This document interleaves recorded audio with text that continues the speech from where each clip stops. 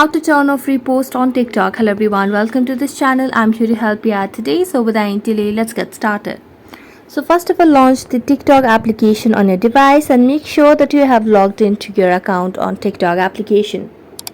Now tap on your profile icon at the bottom right corner of the screen, and as a tap on your profile icon at the bottom right corner, simply tap on the hamburger icon at the top right corner of the screen as well.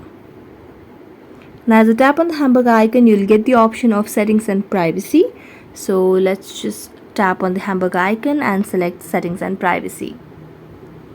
Now tap on these different options over here. So I'm going to tap on the option of privacy and then scroll down. Now tap on the option of reuse of content. So here you can simply tap on allow reuse of content from, and you can simply select on only you, then go back and then tap on the option of private account.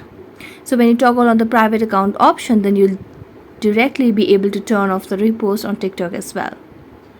So that's it. Thank you so much for watching this video. See you next time.